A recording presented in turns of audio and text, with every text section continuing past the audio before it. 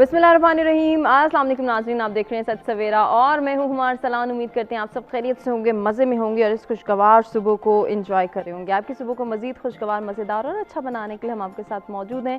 हमेशा की तरह कुछ डिफरेंट से टॉपिक्स लेकर आए हैं जिन पर बात करना, जिनकी अहमियत को उजागर करना ज़रूरी है। और अगर आज के टॉपिक के हवाले से बात की जाए तो आज तो हम आज के दिन के हवाले से ही बात करेंगे। आज अमन का आलमी दिन है, यानी कि इंटरनेशनल पीस डे है। इस दिन को मनाने का मकसद यही है कि पूरी दुनिया में अमन कैसे कायम किया जा सकता है और कितना ज़रूरी है कि अमन सलामती को कायम किया जाए, अमन की फ़िज़ा कायम की जाए। और जिन इलाकों में, जिन ख़ित्तों में, जिन मुल्कों में अमन नहीं है, वहाँ किस तरह से हम अपनी ज़िम्मेदारियों को पूरा कर सकते हैं। अपनी ज़िम्मेदारियों को अंडरस्टैंड करना कितना ज़रूरी है, आज के प्रोग्राम में हम इसके हवाले से ही बात करेंगे। आज के दिन को मनाने का मकसद क्या है और इस मकसद को पूरा करना कितना ज़रूरी है, उसकी अहमियत क्या है, हम अपनी ज़िम्मेदारियों को कैसे समझ सकते हैं, इन रिस्पॉन्सिबिलिटीज़ को अपने नौजवानों में किस तरह से इनकलकेट किया जा सकता है, किस तरह से उनके अंदर अंडरस्टैंडिंग डेवलप की जा सकती है, इसके हवाले से भी हम इन डिटेल गुफ्तगू करने जा रहे हैं। इसके साथ साथ आपको बताएं कि आज का दूसरा टॉपिक भी इसी के साथ ही रिलेट करता है कि जिसमें हम अमन और सलामती की अहमियत को जानेंगे, मुल्क की तरक्की में इसका क्या किरदार है उसको जो है हम हाईलाइट करेंगे कि एक मुल्क का नाम रोशन होने में, एक मुआशरे की तरक्की में और एक मुआशरे का इस्तेहकाम और अमन बरकरार रखने में हम अपनी जो है वो ज़िम्मेदारियां कैसे पूरी कर सकते हैं, हम कितनी एफ़र्ट्स कर सकते हैं, कौन से इनिशिएटिव लेने ज़रूरी हैं और हर लेवल पे ये इनिशिएटिव्स किस तरह से लिए जा सकते हैं। ऐसा नहीं कि हम सिर्फ ये बात करें कि एक मुल्क में अगर अमन इस्तेहकाम है और मुआशरा जो है वो तरक्की कर रहा है तो सिर्फ वहाँ की स्टेट की ज़िम्मेदारी है, वहाँ के अफराद की क्या ज़िम्मेदारी है, इंडिविजुअली हम ये ज़िम्मेदारियाँ कैसे पूरी कर सकते हैं और अपने मुल्क की तरक्की और मुल्क का नाम रोशन करने में, इसका अमन और इस्तेहकाम बरकरार रखने में हम किस तरह से किरदार अदा कर सकते हैं, इसके ऊपर भी आज के प्रोग्राम में हम ज़रूर इन डिटेल गुफ्तगू करेंगे। पहले आलमी यौम अमन के हवाले से बात होगी, इंटरनेशनल पीस डे सेलिब्रेट करने के हवाले से बात होगी, फिर उसके बाद हम जो है वो प्रोग्राम के दूसरे सेशन में बात करेंगे कि हम अपने मुल्क में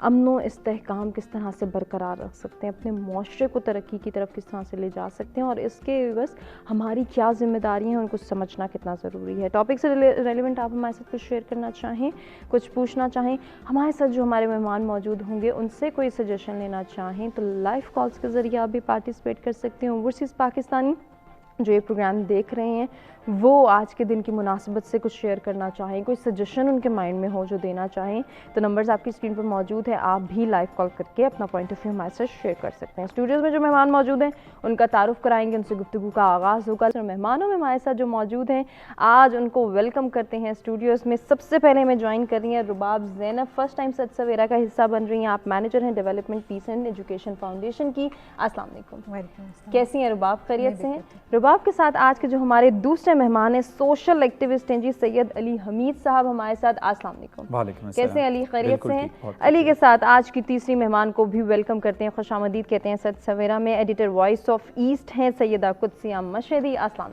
वालेकुम, कैसी हैं कुदसिया, खैरियत से हैं? गुफ्तगू का आगाज़ सबसे पहले रुबाब से करेंगे और उनसे जानेंगे कि वो आज के दिन के हवाले से क्या कहेंगी। जी रुबाब, क्या कहेंगी आज के दिन के हवाले से? जी, आज का दिन बहुत अहम है क्योंकि अमन जो है उसके बगैर तो आप ज़िंदगी का तस्वर ही नहीं कर सकते। हालत जंग में या जहाँ पर कॉन्फ्लिक्ट्स हैं, आर्म्ड कॉन्फ्लिक्ट हैं स्पेशली, वहाँ पर हालात किस तरह से हैं, लोगों के लिए नॉर्मल लाइफ जीना बहुत मुश्किल है।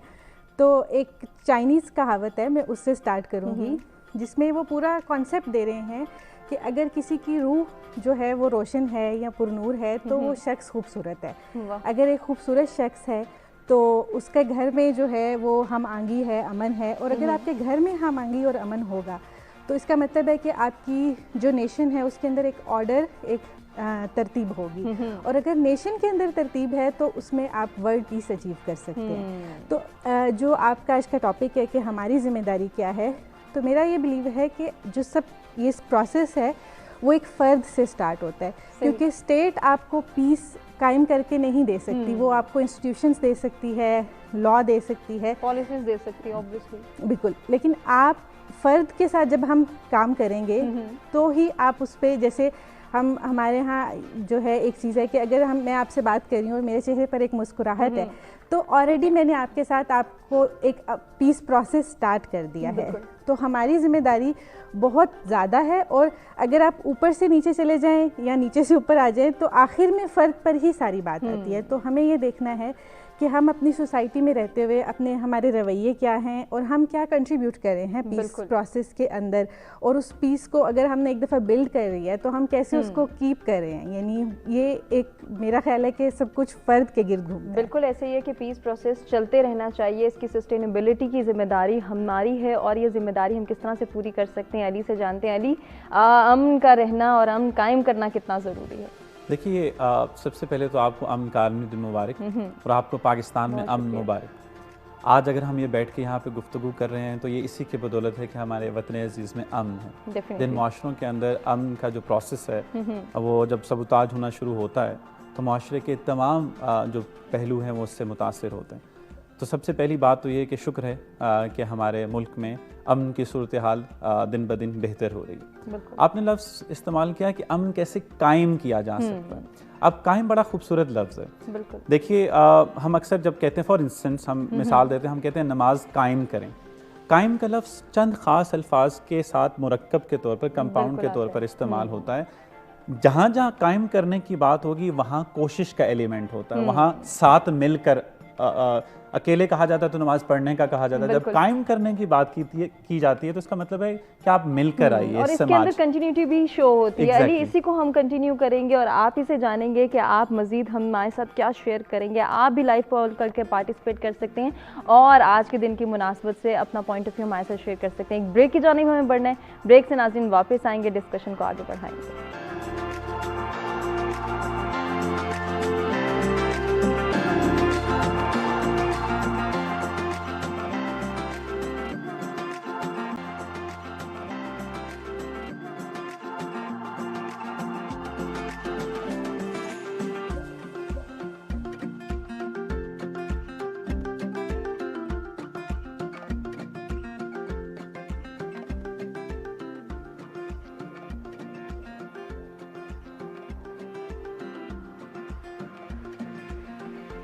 जी, वेलकम बैक। प्रोग्राम में एक मरतबा फिर से आपको कहेंगे खुशामदीद। हम गुफ्तगू कर रहे हैं अमन के आलमी दिन के हवाले से और हमारी जिम्मेदारियां क्या हैं उस पर हम डिस्कशन कर रहे थे ब्रेक पे जाने से कबल। उसी डिस्कशन के सिलसिले को आगे बढ़ाएंगे और अली से ही कहेंगे कि वो अपनी बात को मुकम्मल करें कि अमन का कायम रहना क्यों ज़रूरी है। जी अली।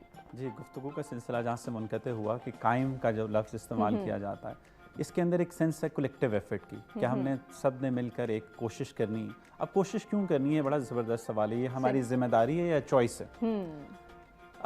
एक तो जब चॉइस की बात की जाती है तो फिर आप सोचते हैं कि you can get away with it, मैंने ना किया तो कोई और कर लेगा। ये समझना ज़रूरी है कि ये हमारी जिम्मेदारी है। जिम्मेदारी इसलिए है कि मुआशरे का हर फर्द अपनी अपनी डोमेन में जब अमन कायम करता है तो मुआशरा कलेक्टिवली एक कॉमन पॉइंट की तरफ जाता है जिसको हम पुरअमन मुआशरा कहते हैं। ऐसे नहीं हो सकता कि स्कूल में अमन ना हो, यूनिवर्सिटी में अमन ना हो, लेकिन आप कहें कि समाज बड़ा पुरसुकून है। ऐसे नहीं हो सकता कि आप ये कहें कि गलियों, बाज़ारों, मार्केटों में लड़ाइयाँ हो रही हों लेकिन हमारे अस्पताल और मसाजिद बड़ी पुरअमन है। तो हर बंदे को, हर मुआशरे के तबके को अपनी अपनी डोमेन में इसके लिए काम करना होता है और ये फ़र्ज़ है, ये रिस्पॉन्सिबिलिटी है, चॉइस नहीं। बिल्कुल, ये चॉइस नहीं है, ये हमारी जिम्मेदारी है कि हम जो अमन को कायम करना है उसमें एफर्ट करें, उसमें कंट्रीब्यूशन जो है वो यकीनी बनाएं। कुदसिया, आप क्या कहना चाहेंगी आज के दिन की मुनासबत से? बिस्मिल्लाहिर्रहमानिर्रहीम, अल्लाहुम्मा सल्ली अला मोहम्मद व आले मोहम्मद। लेकिन जब अमन की बात करते हैं तो हम हर चीज़ में हम ज़िंदगी में रहनुमाई हासिल करते हैं तो हम कुरान और हदीस सबसे जो है उसका बेहतरीन जो है ज़रिया है। अगर आप देखें कुरान में अल्लाह ताला फरमाते हैं कि जब उन्होंने फ़रिश्तों से कहा कि मैं अपना ज़मीन पर नाई बनाने वाला हूँ तो फ़रिश्तों ने आगे से कहा कि या अल्लाह, हम तेरी तस्बीह और इबादत करते हैं और ये इंसान आएंगे तो दुनिया में कश्तो हून करेंगे, हुरेज़ी करेंगे, यहाँ पे जंगें होंगी, खूनी जंगें होंगी। तो अल्लाह ताला ने फरमाया कि मैं वो बात जानता हूँ जो तुम नहीं जानते। तो देखें, दुनिया में हर चीज़ अल्लाह ताला ने उसमें बनाई है, ऑपोजिशन में बनाई है। जहाँ फूल हैं वहाँ कांटे हैं, दिन है रात है, इस तरह अमन है तो जंग है। यानी कि अल्लाह ताला बावजूद इसके कि जानते हुए कि इंसान की ये फितरत का हिस्सा है कि वो खूनी जंगें करेगा, अल्लाह ताला ने इंसान को अपना खलीफा बनाया। बेशक। तो जब हम अमन की बात करते हैं तो उसमें हमें ये देखना है कि जंगें तो होती रहेंगी लेकिन हम उसमें क्या एफर्ट कर सकते हैं। सही। क्योंकि वो इंसानी फितरत का हिस्सा है। उसने किसी ना किसी तरीके पे, किसी ना किसी इशू पे चाहे आप मालिक की सतह पर देखें या आप इंसानी जो मामलात हैं, रोज़मर्रा की ज़िंदगी है, उस पर आप देखें, तो इंसान की फितरत में ये है कि वो तनाव हो जाता है किसी न किसी वजह से। तो हमारी उसमें एज अ ह्यूमन बीइंग क्या कंट्रीब्यूशन है? सबसे पहले तो वही बात है कि आपने अपने इनफरादी सतह पर क्या करना है। सही।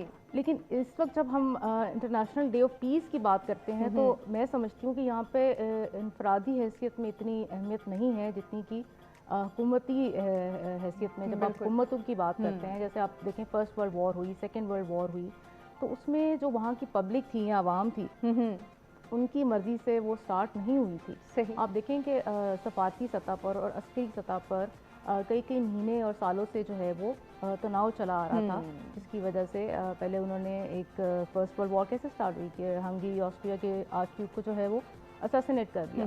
तो वो उन्होंने क्यों किया था? उनको नहीं पता था कि इसकी रिप्रिकॉशंस आएंगी, बिल्कुल वो जानते थे, लेकिन एक अपना आप ऊंचा दिखाने के लिए कि हम इस कंट्री को दबा लेंगे।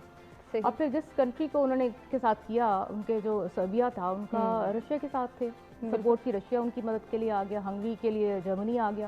तो फिर वही बात है कि जो आपकी फ्रेंडशिप होती है आपने उसको भी निभाना होता है। बिल्कुल। तो एक एक करके कंट्री आती गई और आपने देखा कि 4 साल पहले फर्स्ट वर्ल्ड वॉर और 90 लाख लोग हलाक हुए पहली जंग अजीम में, और दूसरी जंग अजीम में तकरीबन 6 करोड़ लोग हलाक हुए। तो जब हम अमन की बात करते हैं, आप उसकी जो वजूहात हैं जब तक उनको नहीं देखेंगे, जिन वजूहात की वजह से जंगें होती रही हैं आज तक, सही, तब तक हम उसका जो है वो हल नहीं निकाल सकते। बिल्कुल नहीं निकाल सकते, और ना ही समझ सकते हैं कि हमारी जिम्मेदारियां क्या हैं, उनको हम कैसे पूरा कर सकते हैं। तो वजूहात को जो है वो काउंटर करना, जिस तरह की कुदसिया कह रही है रुबाब, कितना ज़रूरी है, और फिर इन वजूहात का सदेबाब करना कि इनके लिए सोल्यूशन भी प्रोवाइड करने हैं। वो तो एक बेसिक आपकी रूट कॉज है कि आप अगर रूट कॉज आपको पता चल गई तो आप उस इशू को एड्रेस कर लें। जब हम कॉन्फ्लिक्ट मैनेजमेंट सिखाते हैं या रेजोल्यूशन, तो उसमें हम यही मॉडल पढ़ाते हैं कि पहले तो आप देखें कि उसकी रीजंस क्या हैं, वजूहात क्या हैं। तो कुदसिया ने काफ़ी इंटरनेशनल पैराडाइम में बात की है, तो उसको वापस जो अली ने भी कहा कि फ़र्ज़ है, जिम्मेदारी का मतलब ये नहीं है कि यू हैव अ चॉइस।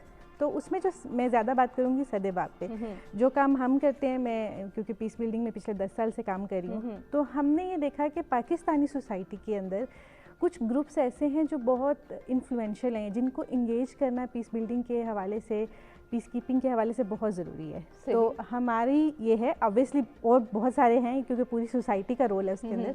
तो हमें ये लगा कि एक रिलीजियस लीडर्स के साथ काम करना बहुत ज़रूरी है, क्योंकि दे आर द वन जो कि हर फ्राइडे को फ्राइडे सरमन दे रहे हैं, लोकल कम्युनिटी के साथ क्लोजली अटैच्ड हैं। और क्योंकि हम एक प्रीडोमिनेटली रिलीजियस कंट्री हैं, तो हमारा वो भी है कि इमाम जो है मस्जिद का हमारे लिए बहुत ज़रूरी है।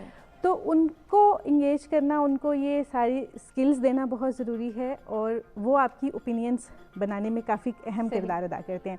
सेकंड आपकी विमेन है, क्योंकि अगर आप विमेन को पीस बिल्डिंग में इंगेज करेंगे तो दैट मीन कि आपने हर हाउस होल्ड को कर लिया है, ठीक है। लेकिन अनफॉर्चुनेटली जो परसेप्शन है विमेन के बारे में हमारी सोशो कल्चरल प्रैक्टिसेस की वजह से, हमारे उसकी वजह से कि they are not perceived as somebody capable of playing a very important part, और क्योंकि वो डिसीजन मेकिंग प्रोसेस के अंदर भी उस तरह से इन्वॉल्व नहीं है, तो हम उनके साथ भी काफ़ी काम करते हैं और उनके साथ काम करना बहुत ज़रूरी है। एंड थर्ड इज़ यूथ, क्योंकि वो आपका फ्यूचर है, their hope for the future. अगर आप यूथ के साथ काम करेंगे तो ये तीन वो हैं जिसमें अगर आपने इनको एम्पावर कर दिया है, ये कम्युनिटी लेवल पे काम करेंगे तो आपकी उन वजूहात का सदेबाब हो सकता है on a very local level. बिल्कुल। तो यूथ को किस तरह से गाइड करते हैं, जिस तरह से आप बात कर रही हैं कि उलमाए कराम को इंगेज करना, ख़वातीन को इंगेज करना, यूथ की अगर बात की जाए तो यूथ को किस तरह से जो है वो इंगेज किया जाता है, किस तरह से इन्वॉल्व किया जाता है? हम जो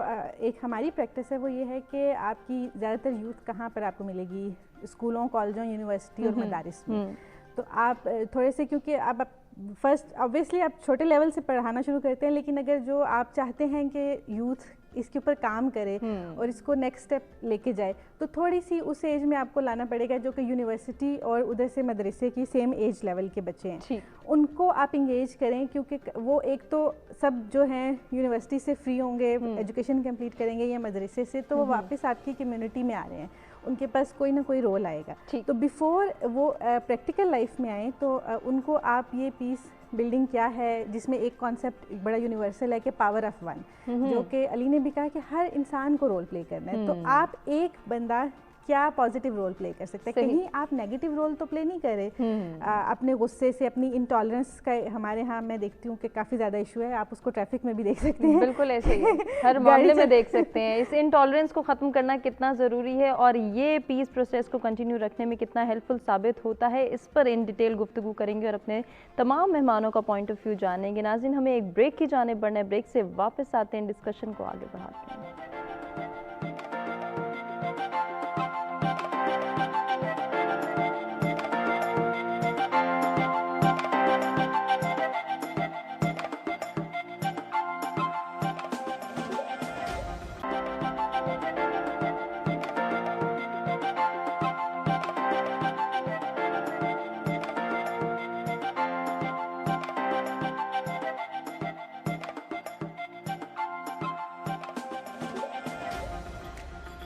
जी वेलकम बैक। अमन का आलमी दिन और हमारी जिम्मेदारी, इस पर हम गुफ्तगू के सिलसिले को जारी रखे हुए हैं और कोशिश करें कि ज़्यादा से ज़्यादा जो है वो अमन कायम करने के हवाले से अपनी ज़िम्मेदारियों को हाईलाइट कर सकें कि इंडिविजुअली हमने अपनी ज़िम्मेदारियों को कैसे समझना है और फिर कलेक्टिव एफर्ट किस तरह से करनी है, कौन से इनिशिएटिव्स लेने हैं, किस तरह से ये इकदाम उठाने हैं ताकि हमारे मुल्क में भी अमन कायम हो सके और फिर यही अमन जो है वो सिफारती सतह पर भी हो, मुल्की सतह पर भी हो और पूरी दुनिया में अमन कायम करने की एक जो कोशिश, एक ख्वाहिश है, उसमें कहीं ना कहीं हर इंसान कंट्रीब्यूट कर सके। ब्रेक पे जाने से कबल जो रुबाब से बात हो रही थी, अली उसी को कंटिन्यू करते हैं। रुबाब ने बड़ी अच्छी बात की थी कि हम ये चीज़ जो है वो इंडिविजुअल लेवल पे भी देखते हैं, मुल्की सतह पे भी देखते हैं, सफारती सतह पे भी देखते हैं कि इनटॉलरेंस बढ़ती चली जा रही है और शायद यही वो वजह है जो अमन कायम नहीं रहने देती। असल में अगर मैं ये कहूँ कि अमन कायम नहीं रहता तो इंटॉलरेंस बढ़ रही होती है, ये भी इसको देखने का एक ज़ाविया है। बिल्कुल ऐसे ही। बात यह है कि जैसे कुदसिया फरमा रही थी कि तनाव होना यानी तनाज़ा होना, कॉन्फ्लिक्ट होना बड़ी नेचुरल सी बात है, फितरी बात है। ये बात यहाँ तक हम इत्तेफाक करते हैं, लेकिन हम ये इत्तेफाक नहीं करते कि उससे वायलेंस जो है वो भी फितरी बात है। Violence is always a choice, conflict is a natural phenomena. वो बहन भाइयों के दरमियान भी होता है, माँ बाप के बीच भी होता है, सोसाइटी के हर सेगमेंट के दरमियान कॉन्फ्लिक्ट होता है। तो conflict is inevitable, violence is a choice. इसी तरह जब मुआशरे के अंदर आप देखते हैं कि मुख्तलिफ बातों पर एक कशीदगी में इजाफा हो रहा होता है, लेकिन कशीदगी का रिजल्ट या नतीजा बहरहाल तशद्दुद की सूरत में निकलना, ये एक बदकिस्मती की बात है। अब हम जब बात करते हैं कि इंटॉलरेंस बढ़ी है तो इस वजह से अमन शायद, अब इंटॉलरेंस क्यों बढ़ी? देखिए, इंटॉलरेंस के बढ़ने के, जब भी आपकी चीज़ आपके सामने कोई फिनोमेना आता है तो आप उसको ब्रेक डाउन करके देखने की कोशिश करते हैं कि मुख्तलिफ उसके अंदर कॉन्ट्रीब्यूटर्स क्या हैं, उसके अंदर सोशल कॉन्ट्रीब्यूटर्स क्या हैं, उसके अंदर कल्चरल कॉन्ट्रीब्यूटर्स क्या हैं, उसके अंदर मिक्स्ड कॉन्ट्रीब्यूटर्स या हाइब्रिड कॉन्ट्रीब्यूटर्स क्या हैं, फाइनेंशियल कॉन्ट्रीब्यूटर्स क्या हैं। जिस भी मुआशरे में हमने पिछले सालों में देखा कि बड़े, जिनको हम डेवलप्ड कंट्रीज़ या मुहज़्ज़ब मुआशरे कहते हैं, वहाँ पे भी जब सूरत हाल या कवानीन थोड़े से कमज़ोर हुए, मॉब सामने आ गए, वहाँ पे ATM लुटना शुरू हो गए, वहाँ पे मुख्तलिफ तरह की चीज़ें होना शुरू हो गई, तो कानून का कमज़ोर होना या उसमें कोई सुगम होना, उसके अंदर कोई उसके अंदर झोल होना, उसके अलावा मुआशरती सतह पर रवैये ऐसे, जब आप पॉलिसीज़ ऐसे बनाते हैं जिसमें फॉर इंस्टेंस आप एक ग्रुप को एम्पावर करते हैं, दूसरे के साथ कोई ज्यादती करना की कोशिश करते हैं, तो वो एजिटेशन उससे क्रिएट होती है। उसके साथ साथ आप जब ये करते हैं कि आप ये अमन को फॉर ग्रांटेड लेना शुरू करते हैं, अगर आपको लगता है कि जनाब ये तो बड़ी कॉमन सेंस की बात है, जबकि ये रियलाइज़ करना कि कॉमन सेंस की बात नहीं है। जब आप इसको कॉमन सेंस समझने लगते हैं तो आप इसको सिलेबस में कवर नहीं करते हैं, आपके असातिज़ा यूनिवर्सिटीज़ में स्टूडेंट्स को नहीं बताते हैं कि इसके लिए काम करना है, आपके प्रोफेशनल्स, यंग प्रोफेशनल्स को ये नहीं बताते हैं कि आपने अपना काम करते हुए समाज के अमन को कायम रखने के लिए क्या करना है। तो वेरियस कॉन्ट्रीब्यूटर्स हैं, उन कॉन्ट्रीब्यूटर्स को स्टडी करना, रिसर्च करना मुआशरे के सोचने वाले अफराद की जिम्मेदारी होती है, और मुआशरे के सोचने वाले अफराद को फैसिलिटेट करना रियासत की जिम्मेदारी होती है। मसलन जो रिसर्चर्स हैं, जो इंटेलेक्चुअल्स हैं या दानिश्वर हैं, अब अगर वो इस रोजी रोटी के चक्कर में पड़े रहेंगे, अगर उसी वो रेट रेस से नहीं निकलेंगे, तो बसा औकात ऐसे होता है कि मुआशरे के वो जो प्रेसिंग इश्यूज हैं वो उन पर बात नहीं कर पाते। तो ये सारी चीज़ हैंड्स इन हैंड चलती है। रियासत की जिम्मेदारी अलग होती है, रियासत के जो सतून हैं, अब तो मीडिया भी एक सतून है, आपकी भी बहुत अहम जिम्मेदारी है कि इंटरनेशनल डे ऑफ पीस के अलावा भी इस पे बात होनी चाहिए, बिल्कुल होनी चाहिए। सब जो मिलकर जब काम करते हैं तो फिर जो मसले जहाँ जहाँ होते हैं उनको फिर हल किया जाता है। बिल्कुल, हल किया जाना भी बहुत ज़रूरी है। इसके साथ साथ कुछ हम ये देखते हैं कि एक सोच का किरदार भी बहुत है, रवैये का किरदार, मिजाज का किरदार। ये जो इगोइस्टिक बिहेवियर है कि मैं सब कुछ कर सकता हूँ और मेरे आगे किसी की आवाज़ नहीं हो सकती, मैं सुपर पावर हूँ। शायद जो इंटरनेशनली हम देखते हैं कि जो ममालिक सबूताज करते हैं पीस प्रोसेस, वो इसी सोच के तहत होते हैं, या उनमें जो हुक्मरान हैं, जो लीडर्स हैं, उनकी ये सोच होती है कि हम सब कुछ कर सकते हैं, हमें कोई कुछ कहने वाला नहीं है। अभी आप देखेंगे खुद जो बाहर वेस्टर्न तजिया नगार हैं वो भी इस पर बात करने लग गए हैं कि वाइट सेवियर कॉम्प्लेक्स है हम लोगों को। वो अपने वाइट रेस के बारे में बात करते हैं कि दुनिया में जहाँ कहीं भी मसला हो या ना भी हो तो हम वहाँ पे पहुँच जाते हैं वहाँ की जमहूरियत बचाने के लिए।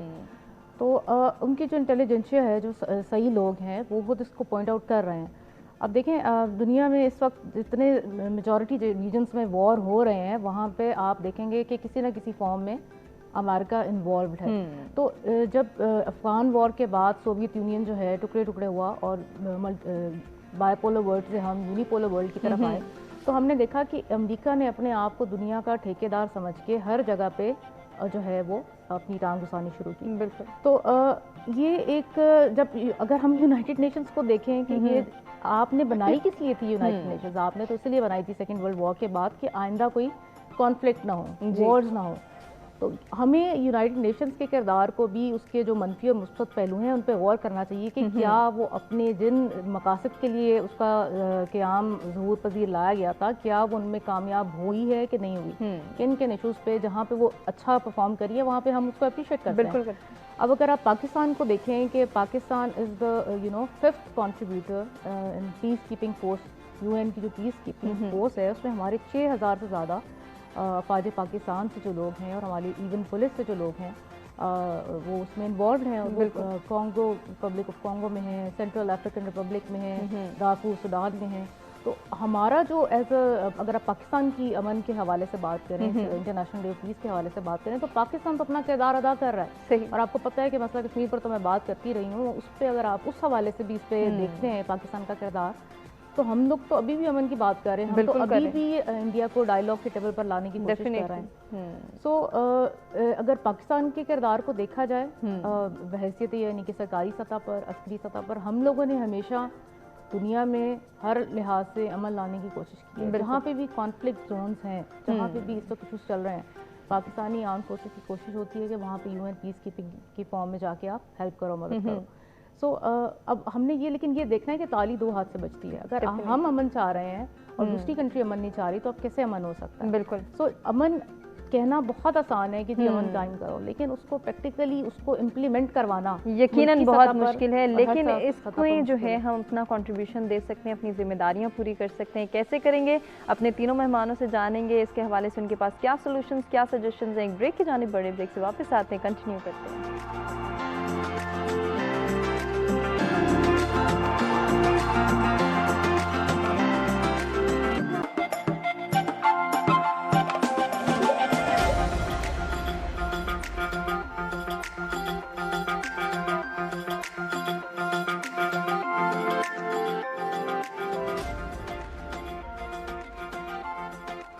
Welcome back. सत सवेरा में एक मरतबा फिर से आपको कहेंगे खुशामदीद। हम गुफ्तगू कर रहे हैं आज के दिन के हवाले से, यानी कि अमन के आलमी दिन के हवाले से, और हमारी जिम्मेदारियां क्या हैं, मुल्की अमन व इस्तेहकाम को कायम रखना कितना ज़रूरी है, इसके लिए क्या इकदाम उठाने और इसकी अहमियत क्या है, इसके हवाले से भी डिस्कशन के सिलसिले को आगे बढ़े। कुछ जैसे कि अभी हम देख रहे हैं कि इंटरनेशनल पीस डे सेलिब्रेट किया जा रहा है, वहीं जैसे रिपोर्ट में भी देखा कि एक जानिब तो हम इसके लिए बड़ी बड़ी बातें कर रहे हैं और अपनी जिम्मेदारियाँ और आवाज़ उठाने की बात करें, दूसरी जानिब जो कश्मीर के हालात हैं वो अमन और सलामती कहीं नज़र नहीं आती। वहाँ तो मजालिम, बर्बरियत और जुल्म की इंतहा नज़र आ रही है दिन ब दिन।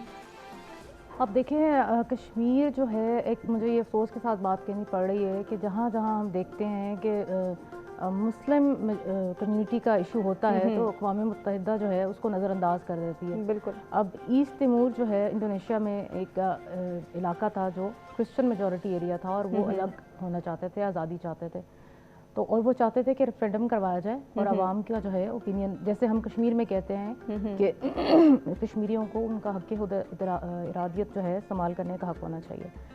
वहाँ पे अक़वाम मुत्तहिदा ने जल्द अज जल्द चंद माह के अंदर जो है वो रेफरेंडम करवाया, उनको आज़ादी दिलवा कर अलग कर दिया, अलग मुल्क बना दिया।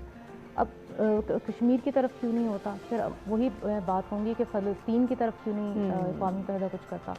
अब आप देखें कि हम अक़वाम मुत्तहिदा को हमने क्या कहना है। आप ये देखें कि अपने जो हमारे अरब ममालिक हैं, जो जिसको हम मुसलमान उम्मा का एक हमारा एक कॉन्सेप्ट है, वो ही इसराइल को गदर तस्लीम कर रहे हैं और फ़लस्तीन के बिहाफ पे जो है वो डील्स कर रहे हैं, पीस डील्स कर रहे हैं। बिल्कुल। सो सबसे बड़ी वजह जो मुझे नज़र आती है कि कश्मीर के हल ना होने की और फ़लस्तीन के मसले की हल ना होने की, कि हम लोग खुद ही मुत्तहिद नहीं हैं। पहले तो हम लोगों के अपने इत्तेहाद की ज़रूरत है। सही। हम लोग अपना जब तक पॉइंट ऑफ व्यू कैसे बयान कर सकते हैं, हम आपस में ही कश्मीर के इशू पे मुस्लिम ममालिक आपस में इकट्ठे नहीं है। आपने जो OIC बनाई हुई है, OIC में कश्मीर पे हमने करवाना था, जो कॉन्फ्रेंस होनी थी, उसी के ऊपर बहस हो रही है कि कुछ ममालिक हैं जो उसमें रोड़े अटका रहे हैं, वो नहीं होने दे रहे। तो हम कैसे किसी की तरफ इशारा कर सकते हैं और कह सकते हैं कि वो नहीं कर रहे? ये तो एक इसकी एक बैनुल अक़वामी जो जहद है। मैं रुबाब जो भी बात कर रही थी कि इंडिविजुअल लेवल पे भी बहुत इंपॉर्टेंट है, बिल्कुल सही बात है। आप देखें कि अमन की जब हम बात करते हैं, आप कुरान में अल्लाह ताला जो है वो ये मुसलमानों से फरमाता है कि जब तुम्हारे साथ कोई ज्यादती करे तो उसी लेवल का, इक्वल लेवल का बदला लो, लेकिन बेहतर है कि माफ़ कर दो। तो ये तो एक अमन की सबसे पहला स्टेप है कि आप माशरे में जो वायलेंस ये कह रही हैं कि हमारे अंदर एक इंटॉलरेंस आ गई है, वो यही है ना कि हमने इस्लामी तालीमात पर अमल करना छोड़ दिया। इजाज़त दी है अपना बदला लेने की, लेकिन बेहतर यही है, वो तकवे का लेवल है कि आप माफ़ कर दो। जब आप माफ़ करोगे तो क्या होगा? आपने कई इस तरह की देखी होंगी वीडियोज़ वायरल हुई हैं कि अमेरिका में या किसी बाहर वेस्टर्न कंट्री में मुसलमान बूढ़ा आदमी है, उसके बेटे को जो है वो किसी नॉन मुस्लिम ने कर दिया, वो बड़ी अदालत में उसको कहता है कि मैंने कोई बात नहीं, मैंने तुम्हें माफ़ किया। तो वो लोग हैरान हो जाते हैं कि ये किस तरह का रिलीजन है और किस तरह के लोग हैं कि अपने बेटे के कातिल को जो है वो माफ़ कर रहे हैं। तो आप जब एक नेकी करते हैं, किस तरह का आप अमल करते हैं, तो आप एक सीरीज़ स्टार्ट कर देते हैं नेकी की और अमन की और माशरे में आसानियाँ फैलाने की। जब वो कहते हैं कि ये एक बंदा ऐसे कर रहा है तो हम ऐसे क्यों नहीं कर सकते? बिल्कुल। तो जहाँ हम बैनुल अक़वामी उसको देखते हैं मामलात को, इसी तरह से हम इंडिविजुअल लेवल पे देखते हैं। दोनों सतह पर जो है वो काम हो सकता है। हम पब्लिक जो आवाम है वो इंडिविजुअल लेवल पे करें और जो हुकूमतें हैं वो उनकी ज़िम्मेदारी सतह पे करें ताकि अमन जो है वो बरकरार रह सके। रुबाब, जिस तरह की अभी कुत्सिया ने बड़ी खूबसूरत बात की कि इंडिविजुअल लेवल पे या फिर अगर मुल्की सतह पे बात की जाए तो मुल्क के अंदरूनी जो साजिशें हैं, जो चैलेंजेस हैं, उनको फेस करने के लिए भी हमें अपनी जिम्मेदारियों को जो है वो निभाना है और इन्हीं जिम्मेदारियों में अमन कायम करने की कोशिश, काविश और एक जुस्तजू रखनी है कि हमने जो है अल्टीमेटली हमारा मिशन और गोल जो है वो अमन कायम करना हो। ये सोच कैसे इनकलकेट की जा सकती है? आप देखिए कि ये इस पे मैंने काफ़ी गौर व फिक्र किया कि हर सोसाइटी, हर कंट्री के अंदर दो तरह की forces at the same time चल रही होती हैं। एक मेरे और अली जैसे लोग हैं जो पीस बिल्डिंग पे काम कर रहे हैं, they are going out of way के वो जाकर कुछ भी कर रहे हैं ताकि लोगों को एजुकेट कर सकें, वो ऐसा काम कर रहे हैं। दूसरी तरफ हम देखते हैं जैसे जिसको हेट स्पीच कहते हैं हम, हेट लिटरेचर है, आप देखती होंगी हमारा सोशल मीडिया भरा पड़ा है, फेसबुक वगैरह पे इतनी ज़्यादा आती हैं। तो आपका वो बीच का कहीं एक आपको कॉमन ग्राउंड ढूंढना है। तो जैसे अगर हम इंटरनेशनल पैराडाइम में बात करें तो हर साल पीस डे का एक थीम होता है। इस साल का है शेपिंग पीस टुगेदर। तो सारे कंट्रीज़ को सबको इकट्ठा आना पड़ेगा। आप एक मुल्क जो है, इवन कि यूनाइटेड नेशन की पावर सब चीज़ें बहुत बड़ी हैं, लेकिन मेरा ख्याल है कि अलोन यूनाइटेड नेशन भी कुछ नहीं कर सकता। अब जो हमारी जो पूरी एक हिस्ट्री है, आई वॉन्ट गो देयर, लेकिन जो एक्सट्रीमिज़म और रेडिकलाइजेशन की हिस्ट्री है, इंटॉलरेंस की, अब वो यूनाइटेड नेशन तो नहीं आके एड्रेस करेगा ना। तो ये बहुत कॉम्प्लेक्स स्ट्रक्चर है पूरा, जिसमें इंटरनल एक्सटर्नल फोर्सेस हैं। लेकिन आप वही अगेन आप क्या कर सकते हैं? आप लोगों को एजुकेट कर सकते हैं। आप ऐसी जो है वो क्या है कि जिसमें मैं सेफ़ फील करती हूँ कि मैं यहाँ बैठी हूँ तो मैं अपने अकायद पे भी बात कर सकूँ, अपने जो मेरे फाइनेंशियल आइडियोलॉजीज़ हैं, जिस तरह की भी हैं, उन पे मैं बात करूं और मुझे कोई अटैक नहीं करेगा, ठीक है। यहाँ मैं बाहर जाती हूँ यहाँ से तो मेरे जान माल की हिफाजत है, एवरीबडी इज़ सेफ। तो हमने एक दूसरे से को अपने दूसरों को महफूज रखना है ना, अपने हाथ से, अपनी ज़ुबान से, अपने एक्शन से। तो वही बात है कि ओनली वे इज़ कि आप एजुकेट करें और अपॉर्चुनिटीज़ क्रिएट करें। खुशहाली और इस्तेकाम तभी आएगा जब अगर आप अपनी सारी, हमारा कितना ज़्यादा बजट उस पे जाता है डिफेंस में, और जैसे इंसर्जेंसी हो जाती है कंट्री के अंदर, तो आप उसको काउंटर करने में ही लगे रहते हैं कि आप क्या स्टेबिलिटी लाएंगे या क्या डेवलपमेंट प्रोजेक्ट्स लॉन्च करेंगे। तो अगर आपने पीस बिल्डिंग की है लोकल लेवल पर, तो फिर ही आप नेक्स्ट लेवल पर जाकर खुशहाली, इस्तेकाम और इन सारी चीज़ों की बात बिल्कुल कायम कर सकते हैं। और इसके साथ साथ अवेयरनेस क्रिएट करना कितना ज़रूरी है, इस पर गुफ्तगू के सिलसिले को आगे बढ़ाएंगे। हमें एक ब्रेक की जानिब बढ़ना है, ब्रेक से वापस आते हैं, डिस्कशन को आगे बढ़ाते हैं।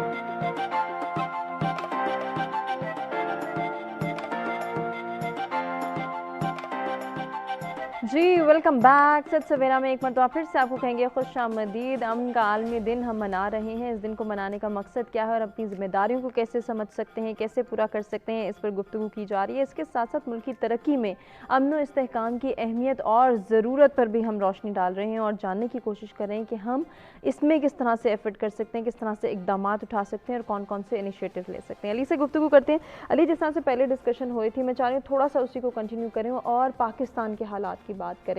पाकिस्तान में दहशतगर्दी हम सब जानते हैं कि एक बहुत बड़ा मसला रही है और गुज़िश्ता कुछ सालों में बहुत एफर्ट की इस चैलेंज से निपटने के लिए और अल्हम्दुलिल्लाह अब हालात बेहतरी की जानिब है। लेकिन क्या आप समझते हैं कि सिर्फ दहशतगर्दी को कंट्रोल करना ही काफ़ी है या दीगर मामलात का पुरअमन होना, पुरसकून होना भी ज़रूरी है? मेरा ख्याल है अब तक के प्रोग्राम का सबसे ज़बरदस्त सवाल है ये। Thank you. कि सिर्फ दहशतगर्दी को कंट्रोल करना ही काफ़ी है, इसके अलावा बाकी मेजर्स भी ज़रूरी हैं। एक हम कहते हैं हार्ड एफर्ट्स। आपने फॉर इंस्टेंस जब आप कोई वॉलेंट एक्सट्रीमिज्म हो रहा है तो आप उसको काउंटर करते हैं। एक होती है प्रिवेंशन की बात। ठीक। प्रिवेंशन का जो प्रोसेस है वो किसी काम के होने से पहले किया जाता है और जब कोई हादसा पेश आ जाए तो उसके बाद आप उसको मैनेज करने की कोशिश करते हैं, रिजॉल्व करने की कोशिश करते हैं। हमारे यहाँ जो तशद्दुद हुआ ख़ासतौर पर 9/11 के बाद से, जिस तरह से हमने पिछले 15 साल कमोबेश 60,000 लोग हमारे लोगों ने कुर्बानियाँ दी, वो अपनी जान से गए। इस सारे उसके बाद हुआ क्या कि हमारे तकरीबन 12 के करीब हमने मिलिट्री ऑपरेशंस किए पिछले 12-15 सालों के अंदर। और उन मिलिट्री ऑपरेशन के नतीजे में हमने ये किया कि जो हमारी जो टेररिस्ट एक्टिविटीज़ जो ऑर्गेनाइजेशंस कर रही थी या जो ख़ासतौर पे जिनका ताल्लुक टेररिज्म से था, उनको तो हमने कर्ब कर दिया, हमने उनको डिसमेंटल कर दिया, हमने उनके नेटवर्क्स को बहुत हद तक जो है वो डिसमेंटल कर दिया। लेकिन उसके साथ साथ जो सोच की तब्दीली का जो प्रोसेस है उसकी तरफ काम निस्बतन बहुत कम हुआ। क्योंकि जो इवेंचुअली जो बयानियाँ या नैरेटिव वो तशद्दुद पसंद जमातें या शिद्दत पसंद जमातें कैरी करती हैं, जब तक उस बयानिया या नैरेटिव को आप डिसमेंटल नहीं करेंगे, उसका काउंटर या मुतबादिल बयानियाँ नहीं लाएंगे और उस पर काम नहीं करेंगे, तब तक जो है वो ये अमन जो है वो देर पा नहीं हो सकता। यही वजह है कि हम देखते हैं ऑन एंड ऑफ छोटे छोटे पॉकेट्स में अब हमें वो मसाइल नज़र आते हैं। कभी अगर ये आपको मतलब पिछले चंद दिनों में, कुछ महीनों में आप देखें तो मुल्क में भी हमने देखा कि बहुत सी ऐसा तनाव पैदा हुआ, मजहबी हवाले से भी, सियासी हवाले से भी तनाव पैदा होते रहते हैं। तो वो जो नैरेटिव है उसको जब मौका मिलेगा तो वो वापस जो है वो अपनी जड़ें जो है वो समाज में फैलाना शुरू कर देगा। तो ये बहुत ज़रूरी है। इस हवाले से अभी बहुत काम करने की ज़रूरत है। हमारे यहाँ पैगाम पाकिस्तान शुरू हुआ रियासती लेवल पे, हमारे यहाँ और बहुत से ऐसे रियासती सतह पे बहुत से ऐसे काम किए गए जो उस आइडियोलॉजी को चैलेंज करते हैं, but it's a long way to go. Syllabus के अंदर तब्दीलियों की बात हुई, मदारिस के अंदर रिफॉर्म्स की बात हुई, यूनिवर्सिटीज़ के अंदर कम्युनिटी सर्विस को इनिशिएट करने की बात हुई। तो अभी हम निस्बतन उसमें नए हैं। तो मेरा ये ख्याल है कि जहाँ पे हमने काउंटर किया है टेररिस्ट एक्टिविटीज़ को या टेररिज्म रिलेटेड एक्टिविटीज़ को, वहाँ पे बयानिए के लिए अभी it's a long way to go. तो फिर इसके लिए सोच को बदल किस तरह से सकते हैं हम, उसके लिए कौन एफर्ट करेगा और कौन मैदान में आएगा? मेरा ख्याल है कि सबसे ज़्यादा जिम्मेदारी यहाँ की जो इंटेलिजेंशिया है उसकी बनती है, इंटेलेक्चुअल्स हैं, सोचने वाले हैं, उनकी बनती है। और हम चाहें ना चाहें रियासत की सबसे बड़ी जिम्मेदारी बनती है कि रियासत ने ये फैसला करना है कि हमने किसी भी सूरत किसी भी ऐसी जमात, किसी भी ऐसे ग्रोह, किसी भी ऐसे इंडिविजुअल, किसी भी ऐसे कह लीजिए सेगमेंट ऑफ द सोसाइटी को ना तो प्रमोट करना है और ना ही उनको जो है वो ऐसा मार्जिन देना है कि वो सोसाइटी के अमन को ख़राब कर सकें। ज़ीरो टॉलरेंस पॉलिसी होनी चाहिए। जब ज़ीरो टॉलरेंस पॉलिसी होगी और उसके साथ साथ बयानिए की तब्दीली पर भी हम सब इकट्ठे हो जाएंगे, इत्तेफाक कर लेंगे और इसको साइंटिफिक बुनियादों पे करना पड़ेगा, कॉस्ट एंड बेनिफिट के एनालिसिस के हिसाब से करना पड़ेगा। आप अगर कन्विंस हैं या नहीं है, आप ये जानते हैं कि मुआशरे में अमन होगा तो कारोबारी एक्टिविटी होगी। टूरिज्म की आप बात करते हैं, फ्रॉम टेररिज्म टू टूरिज्म, हमने कहा ना मोटो पेश किया वो सारी, लेकिन अगर साथ साथ ऐसे वाकयात होते रहेंगे, अभी बहुत अंदोनाक वाकया मोटरवे इंसिडेंट पेश आया और ऐसे बहुत से वाकयात, तो आप कैसे टूरिज्म प्रमोट कर सकते हैं? एक लम्हे में आप वो बात करें और दूसरे लम्हे में ये ऐसे हालात हो रहे हैं, तो एक बड़ा कंसिस्टेंटली करने वाला काम है जहाँ पे तमाम इदारों को ये इत्तफाक करना पड़ेगा कि no more space being provided to any organization or individuals जो सोसाइटी में अमन को ख़राब करने के हवाले से वो कंट्रीब्यूट कर सकते हैं। बिल्कुल, ये बहुत ज़रूरी है। जैसे कि आपने भी कहा कि ज़ीरो टॉलरेंस जो है वो होनी चाहिए। तो कुदसिया, जब हम ज़ीरो टॉलरेंस की बात करते हैं तो डेफिनेटली हम सबके जहनों में आता है कि कानून की बालादस्ती होगी तभी ज़ीरो टॉलरेंस होगी और तभी जो है वो हालात पुरअमन होंगे। अब कानून की बालादस्ती की बात की जाए, पॉलिसी मेकर्स की जिम्मेदारियों की बात की जाए, स्टेट की जिम्मेदारियों की बात की जाए, ये तो एक तरफ, इंडिविजुअल लेवल पे तरबियत को किस तरह से हम बेहतर बना सकते हैं, इस अवेयरनेस को किस तरह से उजागर किया जा सकता है? देखिए, मैं इनकी बात से मुकम्मल इत्तफाक करती हूँ कि सबसे बड़ी जो जिम्मेदारी है इसमें कोई शक नहीं कि वो रियासत की है डेफिनेटली। और हर चीज़ का हल, मैं आपसे हमेशा ये कहती हूँ कि हमने कुरान और हदीस को उनके पीछे डाल दिया, इस्लाम के नाम से हम एलर्जिक हो गए हुए हैं, तो हम अपने सारे मसाइल का हल जो हमारे पास कुरान में है। अब टेररिज्म की जिस तरह से बात कर रहे थे कि उसको हमने काउंटर किया, लेकिन हमने लोगों की जहनीत को तब्दील करने की कोशिश नहीं की। बिल्कुल। अब फ़िरका वारियत की पिछले कुछ चंद दिनों से मैं देख रही हूँ कि दोबारा सोशल मीडिया पे सेक्टेरियन किस्म के ट्रेंड्स जो हैं वो हो रहे हैं। अब कुरान हमें क्या कहता है कि ए पैगंबर, सूरत नाम में अल्लाह ताला फरमाते हैं कि ए पैगंबर सल्लल्लाहु अलैहि वसल्लम, जिन लोगों ने फ़िरके बना लिए, ग्रोह हो गए, आपका उनसे कोई वास्ता नहीं, बेशक, और क़यामत के दिन मैं उनको सब बता दूंगा जो वो करते थे।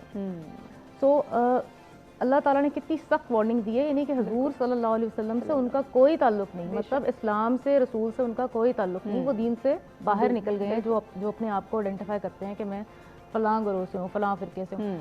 अब उसमें बहुत सारे, आप किसी एक फ़िरके को पॉइंट आउट नहीं कर रही, सब लोगों का ये होता है कि जी मैं इस फ़िरके से हूँ, मैं मुझसे कोई पूछता है कि आप कौन है, तो मैं कहती हूँ कि मैं मुसलमान हूँ। हम लोग सिर्फ मुसलमान हैं। कायदे आज़म से भी जब पाकिस्तान बन रहा था तो एक ब्रिटिश जर्नलिस्ट ने पूछा था कि आप हुआ यू सुन्नी और शिया, तो उन्होंने कहा कि प्रॉफिट सल्लल्लाहु अलैहि वसल्लम क्या थे, वो मुसलमान थे, इट वाज नॉट शिया और सुन्नी, सो I am also Muslim.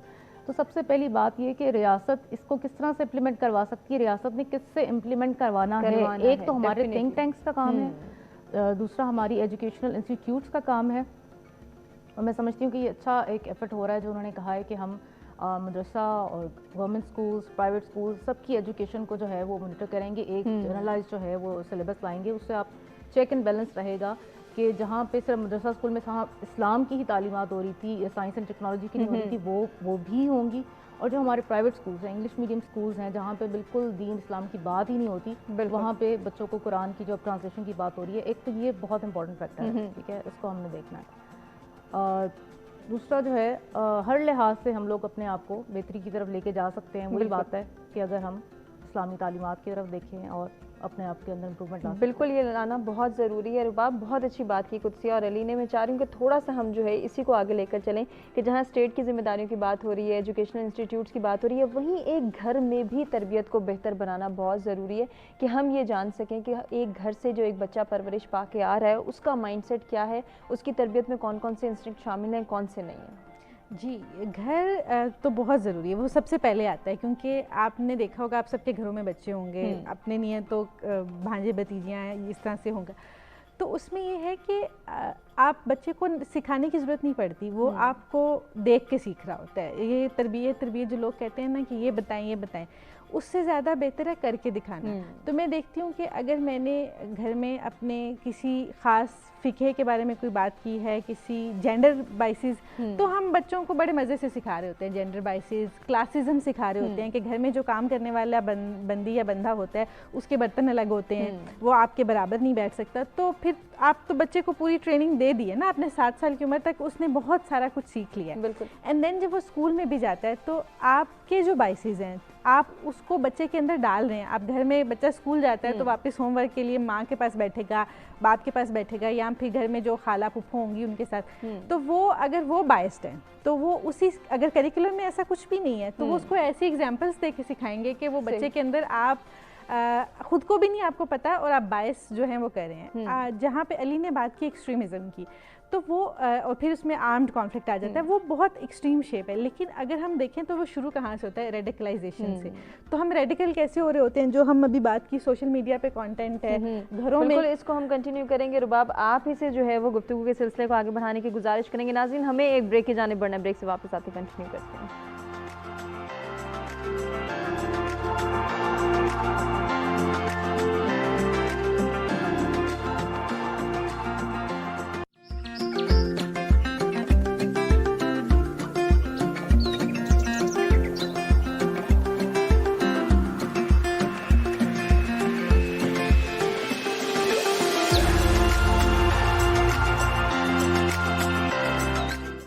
Welcome back. सत सवेरा में आपको कहेंगे खुश आमदीद। अमन का आलमी दिन और इसको मनाने का मकसद क्या है उसको हमने डिस्कस किया। इसके साथ साथ मुल्की तरक्की में कितना ज़रूरी है कि हम अमन इस्तेहकाम को प्रमोट करें, इसकी अहमियत को जानें और इस ज़रूरत को पूरा कर सकें। इसके लिए तीनों मेहमानों से गुजारिश करेंगे कि कुछ सोल्यूशंस और सजेशंस बताएं कि किस तरह से हम तरबियत में अमन ऐड कर सकते हैं, पुरअमन बना सकते हैं अपने बच्चों की सोच को, अपने बच्चों की तरबियत को, और इसके साथ साथ उनके अंदर ये इंस्टिंक्ट भी हमने शामिल करना है कि मुल्क की तरक्की अगर वो चाहते हैं तो इस मुल्क का, इस माशरे का अमन इस्तेहकाम उन्होंने ही बरकरार रखना है। तो रुबाब, आप अपनी बात को ही मुकम्मल करें और साथ ही इसको कंक्लूड करेंगी सोल्यूशंस में।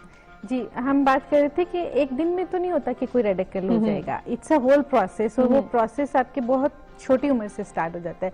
उसमें फिर स्कूल और सोसाइटी वो सब ऐड ऑन होता जाता है, तब जाके लोग एक्सट्रीमिज्म की तरफ जाते हैं। जहाँ तक सजेशन की बात है तो मेरे ख्याल में हमें एक सिस्टमैटिक अप्रोच अपनानी पड़ेगी। कोई एक वाहिद रास्ता नहीं है आपको अमन अचीव करने का। एक है इनफरादी सतह पर, जिसमें ये तरबियत बच्चों की, इंडिविजुअल आप क्या रोल प्ले कर रहे हैं आप अपने घर में, मोहल्ले में, फ्रेंड सर्कल में। दूसरा है समाजी सतह पर, यानी सोसाइटल लेवल पर आप क्या एफर्ट कर रहे हैं, लोकल कम्युनिटी लेवल पर, वो सारा कुछ। और तीसरा है आपका इंस्टीट्यूशनल, जिसमें आपकी स्टेट का रोल है, जिस पे अली ने काफ़ी डिटेल में बात की कि स्टेट का ही रोल है। तो ये 3 लेवल मेरे ख्याल में, जो मैं इसको अगर सिस्टमैटिक अप्रोच कहूँगी, तो आप इंडिविजुअल लेवल पे भी जाएंगे, सोसाइटल पे भी और इंस्टीट्यूशनल पे भी। उसमें आप सब कुछ कवर कर लेंगे। आप घर का वाला तरबियत पार्ट भी कर लेंगे, स्कूल, कॉलेज, यूनिवर्सिटी भी आ जाएगा। फिर आपके प्रोफेशनल इंस्टीट्यूशंस हैं, जो आप यहाँ जॉब करती हैं, टीवी चैनल में, हम इदारों में काम करते हैं, तो हमारी ऑर्गेनाइजेशंस के अंदर जो कल्चर ऑफ पीस है, हम उसको कैसे कर सकते हैं। एंड देन जो गवर्नमेंट लेवल पर है, एक तो लॉ है, लॉ इन्फोर्समेंट है। दूसरा आपको अवेयरनेस रेजिंग कैंपेन्स चलानी होंगी, आपको एजुकेशनल प्रोग्राम्स लॉन्च करने होंगे, तब जाकर कहीं आप वो इक्विलिब्रियम जो है ना अचीव करने के करीब पहुंचेंगे। So for me it's a systematic approach. बहुत अच्छी आपने बात की। अली, आपके पास क्या सजेशंस हैं इसके हवाले से? मेरी सजेशन में फर्द तक ही रहता हूँ, क्योंकि at the end of the day society अफराद ही का मजमूआ है। बिल्कुल। हम बहुत सी देखें, सरकारी सतह पे क्या होना चाहिए, रियासती सतह पे जो बात हो गई, कल्चर लेवल पे, पॉलिसी लेवल पे, फर्द को मेरा ख्याल है ये फैसला कर लेना चाहिए। अब हम इतने अवेयर हैं, हमारे पास इतने इन्फॉर्मेशन के जराए मौजूद हैं कि मैंने इनटॉलरेंस को टॉलरेट नहीं करना। हमारे अंदर टॉलरेंस इनटॉलरेंस के लिए बहुत ज्यादा है। बिल्कुल। हम इनटॉलरेंस को टॉलरेट करते हैं, हमने इनटॉलरेंस को टॉलरेट नहीं करना। हमने किसी ऐसी सियासी जमात को वोट नहीं देना जो दूसरों से लड़ाई झगड़े की बात करती हो, मुनाफरत पर बात करती हो, तासुब को फिरोग देती हो। हमने ऐसी किसी मजहबी और किसी और ऐसी इलाकाई या सूबाई या जैसी भी आप कह लीजिए, वो लिसानी बुनियादों पर हो, किसी बुनियाद पर हो, ऐसी जमात या ऐसे ग्रोह या ऐसे फर्द को प्रमोट नहीं करना जो लोगों को जोड़ने की बजाय तोड़ने की बात करता हो।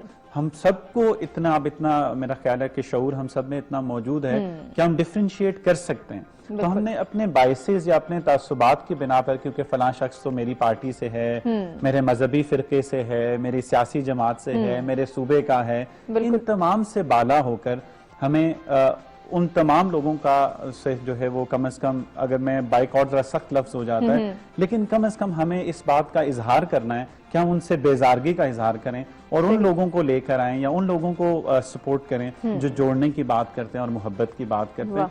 फर्द के लेवल पे तो ये काम हम कर ही सकते हैं। बिल्कुल कर सकते हैं और करना भी चाहिए, करना बहुत जरूरी है। कुछ से आपके पास क्या सजेशंस हैं? देखिए, इंटरफेथ हार्मनी के लेवल पे भी काम होना चाहिए कि सिर्फ मुस्लिम कम्युनिटी नहीं, जो दूसरी कम्युनिटीज़ भी हैं पाकिस्तान में, जो नॉन मुस्लिम्स भी हैं, उनके साथ भी जो है इंटरफेथ डायलॉग हो, तो पाकिस्तान में एक इंटॉलरेंस का कल्चर बढ़ता जा रहा है, वो ख़त्म हो जाए। आप हुजूर सल्लल्लाहु अलैहि वसल्लम ने फरमाया कि अपने मुसलमान भाई की मदद करो, चाहे वो जालिम हो या मजलूम हो। तो सहाबा ने फरमाया कि मजलूम की मदद समझ आती है, जालिम की हम किस तरह मदद करें। तो आप सल्लल्लाहु अलैहि वसल्लम ने फरमाया कि उसको जुल्म से रोक दो। तो जहाँ पे हम ज्यादती होते हुए देखें माशरे में, हम उसको अगर ज़बान से बुरा नहीं कह सकते, कम से कम दिल में बुरा जाने। और जैसे बच्चों की तरबियत की बात हो रही थी, तो बच्चों को बचपन से ही हम ये तरबियत दें कि आपने हर किसी के साथ अच्छा सलूक करना है, इवन चाहे वो गैर मुस्लिम है, बिल्कुल बहुत इंसान है और इंसानियत के नाते हमने सबके साथ अच्छा सलूक करना है। दूसरा, जैसे अमन की बात कि अमन हमने किस तरह से लाना है, आप बंदा ये सोचता है कि मैं तो एक इंडिविजुअल हूँ, मेरे इतने छोटे से एफर्ट से क्या फ़र्क पड़ेगा, लेकिन पड़ेगा, क्योंकि आपकी इंटेंशन के मुताबिक आपके साथ मामला होगा। जैसे जब हज़रत इब्राहिम अलैहिस्सलाम के लिए आग भड़काई गई थी, तो एक छोटी सी चिड़िया मुंह में पानी के कतरे लेके जा रही थी और वो बुझा रही थी, तो उसको दूसरे जानवरों ने कहा कि तुम इतनी छोटी सी चिड़िया हो, तुम्हारे मुंह में एक छोटा सा कतरा आ रहा है, तो तुम क्यों जो है, इससे कोई फायदा नहीं होगा, आग तो नहीं बुझेगी। उसने कहा आग तो नहीं बुझेगी, लेकिन मैं तो अपना हिस्सा डालूंगी, मैं तो उन लोगों में शामिल हो जाऊंगी जिसने इब्राहिम अलैहिस्सलाम की मदद की। तो हमने ये देखना है कि हम चाहे एक ही इंसान है, लेकिन इंडिविजुअल लेवल पे हम अगर काम करेंगे और हर कोई अगर यही सोचेगा, तो फिर पूरे माशरे में जो है वो तब्दीली आएगी। यकीनन तब्दीली आएगी और तब्दीली लाना बहुत ज़रूरी है। बहुत अच्छे सजेशंस हमारे तीनों मेहमानों की जानिब से आए हैं, जिसमें हमने यही जाना कि हम किस तरह से एफर्ट कर सकते हैं, किस तरह से अपनी जिम्मेदारियों को जो है वो पूरा करने के लिए एक कोशिश की जा सकती है, एक सोच डेवलप की जा सकती है। कुछ आपसे स्टार्ट लूँगी, कोई मुख्तसर सा मैसेज देना चाहेंगे हमारे व्यूअर्स को? अब मैसेज यही है, स्पेशली पेरेंट्स के लिए और टीचर्स के लिए मेरा मैसेज है, क्योंकि वो पहली दरसगाह होती है जो माँ की गोद होती है, और उसके बाद बच्चा स्कूल में जाता है। तो सबसे बड़ी जो जिम्मेदारी है, अगर इंफरादी सतह पर बात की जाए, तो इन लोगों पर आती है, पेरेंट्स पे और टीचर्स पे। तो पहले दिन से ही बच्चों की अपनी इस तरह की तरबियत करें कि पॉजिटिव उनको वर्ड्स उनके सामने यूज करें, नेगेटिव वर्ड्स यूज ना करें। बिल्कुल, तभी हम उनको अमन की तरफ, अमन पसंद बना सकते हैं और अमन की तरफ ला सकते हैं। यकीनन। अली, आपका क्या पैगाम है? मेरा पैगाम यही होगा कि फर्द के लेवल पर आप कोशिश करें कि जो आप कर सकते हैं, एटलीस्ट ये कर लेंगे यार, अगले 1 साल तक मैंने सोशल मीडिया पे, अपने फेसबुक पे, अपने ट्विटर, इंस्टाग्राम पे नफरत अंगेज नामवाद शेयर करना है, ना उसको लाइक या कमेंट करके उस पर कोशिश करनी है कि उसको जिस हद तक कर सकें इग्नोर करें। बड़ी खूबसूरत बात, छोटे लेवल पे करने, हम बड़े बड़े ग्रैंड डिजाइन की बात, वो काम करने वाले जो आप कर सकते हैं, बिल्कुल, तो उसके रिजल्ट सामने उसी की कोशिश करें। एक लाइन का मैसेज रुबाब, एक लाइन सबको इंक्लूड करें प्लीज प्रोसेस के अंदर, किसी के साथ किसी को डिस्क्रिमिनेट ना करें उनकी आइडेंटिटी की बेस पर। बहुत खूबसूरत बात। तमाम मेहमानों का शुक्रिया अदा करना चाहेंगे जिनसे बहुत कुछ सीखने का मौका मिला। उम्मीद करते हैं कि आपको भी आज का प्रोग्राम पसंद आया होगा। अपने फीडबैक से आगाह कीजिएगा, अपना बहुत ख्याल रखिएगा। इंशाल्लाह कल कुछ नए टॉपिक्स के साथ आपसे फिर मुलाकात होगी। तब तक के लिए अल्लाह के पास।